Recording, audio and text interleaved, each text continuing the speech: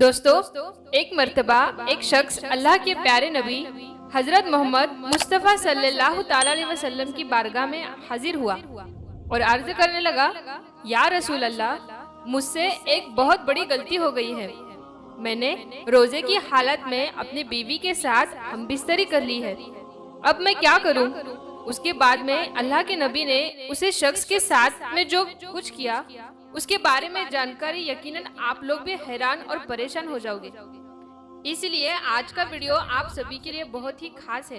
आप इसको आखिर तक जरूर देखें और मेहरबानी करके इस वीडियो को शेयर भी कर दें ताकि रमजान के महीने में इस वीडियो को ज्यादा से ज्यादा लोगों के पास में पहुंच जाए।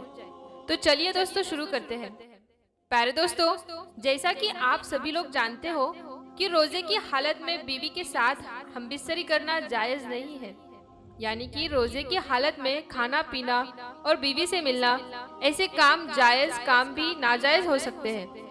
इसका मतलब ये नहीं है कि आप पूरे रमजान के महीने में ही अपने बीवी के साथ में हमबिस्तरी नहीं कर सकते हो। आप इफ्तारी के बाद से लेकर और सहरी करने के बीच तक आप ऐसा कर सकते हो। सिर्फ रोजे की हालत में आप अपनी बीवी के साथ हमबिस्तरी नहीं कर सकते। एक मर्तबा एक शख्स अल्लाह के प्यारे नबी हजरत मोहम्मद मुस्तफ़ा सल्लल्लाहु ताला अलैहि वसल्लम की बारगाह में हाजिर हुआ और आकर बेतहाशा रोने लगा। ये देखकर आप सल्लल्लाहु ताला अलैहि वसल्लम ने फरमाया, ए शख्स, तुझे क्या हुआ है? तू क्यों रो रहा है?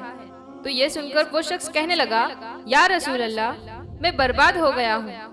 मुझसे एक बहुत बड़ा गुनाह हो गया है। अब मुझे पछतावा हो रहा है कि मैं ये क्या कर बैठा हूँ। अल्लाह के नबी, मैं अब अल्लाह के अजाब से डर रहा हूँ। आप मुझे कुछ ऐसा फरमा दीजिए कि मेरी बख्शिश हो जाए और मेरा ये गुनाह माफ हो जाए।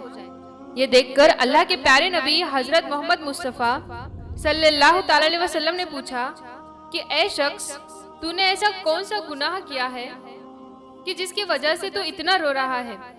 तो ये सुनकर वो कहने लगा, या रसूल अल्लाह सल्लल्लाहु ताला अलैहि वसल्लम, मैंने रोजे की हालत में अपनी बीवी के साथ में हमबिस्तरी कर ली है, यानी कि मैं रोजे की हालत से था और मैंने अपनी बीवी के साथ में सोहबत कर ली है।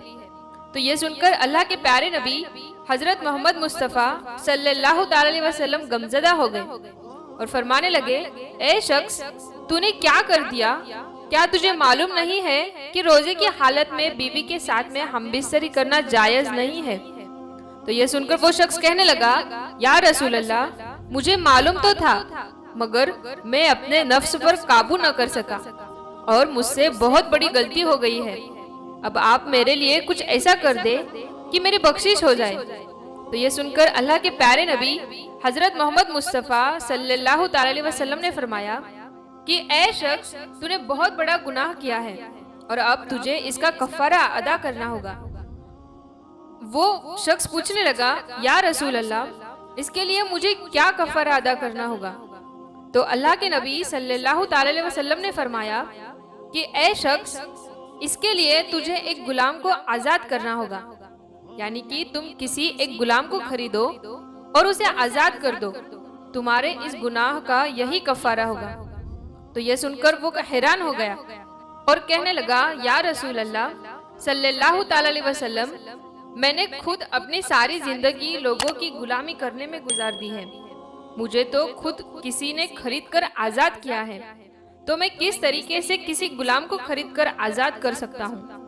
या रसूल अल्लाह, मेरे पास में इतना माल नहीं है कि मैं किसी गुलाम को आजाद करा सकूं। तो ये सुनकर अल्लाह के प्यारे नबी हजरत मोहम्मद मुस्तफ़ा सल्लल्लाहु ताला अलैहि वसल्लम ने फरमाया कि ए शख्स, चलो कोई बात नहीं, अगर तुम किसी गुलाम को आजाद नहीं करवा सकते तो तुम ऐसा करो कि तुम लगातार 60 रोजे रख लो, मगर याद रखना, रोजे लगातार होने चाहिए, बीच में एक भी रोजा नहीं छूटना चाहिए। अगर बीच में कभी एक रोजा छूट जाए तो फिर से तुम्हारे पूरे रोजे 60 रखने होंगे। अगर तुमने ऐसा कर लिया तो तुम्हारा ये गुनाह अल्लाह की बारगाह में माफ हो जाएगा और तुम्हारी बीवी तुम्हारे लिए हलाल हो जाएगी।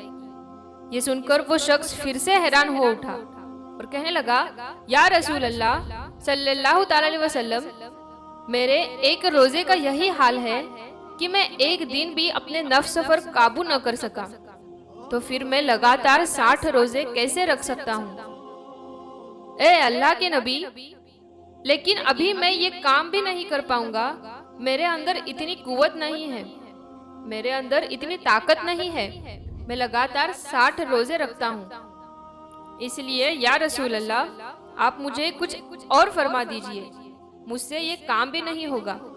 ये सुनकर अल्लाह के प्यारे नबी हजरत मोहम्मद मुस्तफ़ा सल्लल्लाहु ताला अलैहि वसल्लम मुस्कुरा दिए और कहने लगे कि ऐ शख्स, अगर तुम ऐसा नहीं कर सकते हो तो हमारे पास में एक और रास्ता है। अगर तुम किसी गुलाम को आजाद भी नहीं करा सकते और अगर तुम 60 रोजे भी लगातार नहीं कर रख सकते, तो तुम ऐसा करो, 60 मुश्किलों को यानी कि 60 गरीबों को पेट भरकर खाना खिला दो। तुम्हारा यही कफारा अदा हो जाएगा और तुम्हारी बीवी तुम्हारे लिए हलाल हो जाएगी। ये सुनकर वो शख्स फिर से अर्ज करने लगा, या रसूल अल्लाह सल्लल्लाहु ताला अलैहि वसल्लम, कि मेरे घर में खाने को कुछ भी नहीं है। हमारी हालत ऐसी है कि अगर मुझे सुबह को खाना मिल जाए तो शाम को भूखा सोना पड़ता है, और अगर शाम को खाना मिल जाए तो सुबह को भी भूखा रहना पड़ता है। तो मैं 60 इंसान को कैसे खाना खिला सकता हूँ? तो ये सुनकर अल्लाह के प्यारे नबी हजरत मोहम्मद मुस्तफ़ा सल्लल्लाहु ताला अलैहि वसल्लम ने फरमाया कि ऐ शख्स, अगर तुम्हारी ताकत 60 मुश्किलों को एक साथ खाना खिलाने की नहीं है, तो तुम ऐसा करो, रोज एक मिस्किन को खाना खिला दिया करो। 60 दिनों में तुम 60 मुश्किलों को खाना खिला दो और फिर तुम जाकर अपनी बीवी से मिल लो। मगर तुम याद रखना, जब तक तुम 60 गरीब लोगों को खाना नहीं खिला देते हो, तब तक तुम अपनी बीवी के पास में नहीं जा सकोगे। तो ये सुनकर वो शख्स हैरान हो उठा और कहने लगा, या रसूल अल्लाह, मेरे घर में एक वक्त कभी खाना मौजूद नहीं है, तो मैं कैसे 60 मुश्किलों को खाना खिला सकता हूँ? मुझसे ये काम भी नहीं होगा। तो ये सुनकर अल्लाह के प्यारे नबी हजरत मोहम्मद मुस्तफ़ा सल्लल्लाहु ताला अलैहि वसल्लम ने फरमाया, ऐ शख्स, फिर तो कोई और रास्ता नहीं बचा है, तुमको इन्हीं कामों में से किसी एक काम को करना होगा। यह सुनकर वो शख्स अर्ज करने लगा, या रसूल अल्लाह सल्लल्लाहु ताला अलैहि वसल्लम, मेरे अंदर इन 3 कामों को करने की ताकत ही नहीं है। आप मुझे कुछ और रास्ता बताइए कि मेरा ये गुनाह माफ हो जाए। ये देखकर फिर आप सल्लल्लाहु ताला अलैहि वसल्लम ने फरमाया कि चलो, मैं तुम्हारे लिए सहाबा इकराम से चंदा करवाता हूँ। फिर अल्लाह के नबी खड़े हुए, सामने बहुत सारे लोग बैठे हुए थे। आपने उन लोगों से मुखातिब होकर फरमाया कि अपनी इस भाई की मदद करो, इसने रमजान के महीने में और रोजे की हालत में ऐसा ऐसा काम कर दिया है। अब इसके पास कफारा अदा करने के लिए कुछ भी नहीं है। तुम लोग इसके पैसों से, खजूर से, कपड़ों से थोड़ी थोड़ी मदद करो, ताकि ये अपने इलाके में जाकर गरीब मिस्किन लोगों में बांट सके और इसका कफारा अदा हो सके। ये सुनकर सारे लोग उठे। फिर किसी ने एक खजूर दी, तो किसी ने कुछ पैसे दिए, किसी ने कोई कपड़ा दिया। ऐसा करते करते बहुत सारी खजूरी और माल जमा हो गया। ये देखकर फिर अल्लाह के नबी सल्लल्लाहु ताला अलैहि वसल्लम ने फरमाया कि ऐ शख्स, इन्हें ले जाओ और जाकर अपने कबीले में, अपने इलाके में जो जो गरीब लोग हैं, जो जो मिस्किन लोग हैं, उनमें ये बांट दो। तुम्हारे ये गुनाह माफ हो जाएगा और तुम्हारे लिए तुम्हारी बीवी हलाल हो जाएगी।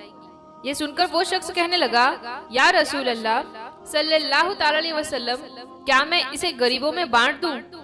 अल्लाह की कसम, या रसूल अल्लाह, मेरे पूरे गांव में, मेरे पूरे इलाके में मुझसे बड़ा कोई गरीब है ही नहीं। तो ये सुनकर सारे सहाबा इकराम रजी अल्लाह ताला अन्हु को हंसी आ गई और सारे लोग हंस पड़े और अल्लाह के प्यारे नबी हजरत मोहम्मद मुस्तफ़ा सल्लल्लाहु ताला अलैहि वसल्लम ने भी मुस्कुराए और फिर कहने लगे, ऐ शख्स, तुम्हारे इलाके में तुमसे ज्यादा कोई गरीब नहीं है, तो फिर तुम ऐसा करो, जाओ तुम ही इनको खा लो और अपने बच्चे को भी खिला दो। तुम्हारा कफारा अदा हो जाएगा, तुम्हारी बीवी तुम्हारे लिए हलाल हो जाएगी।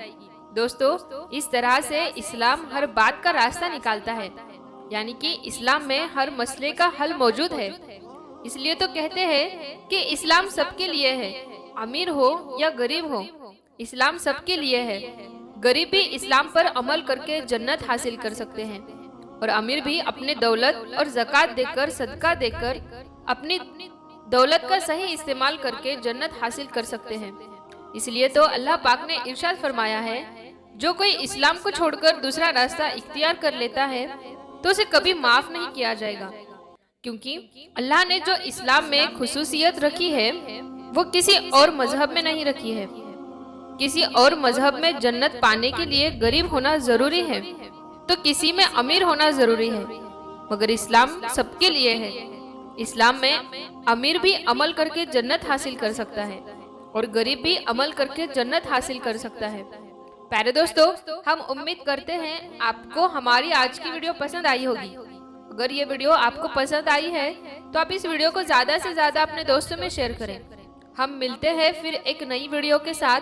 तब तक के लिए अस्सलामु अलैकुम, अल्लाह हाफिज।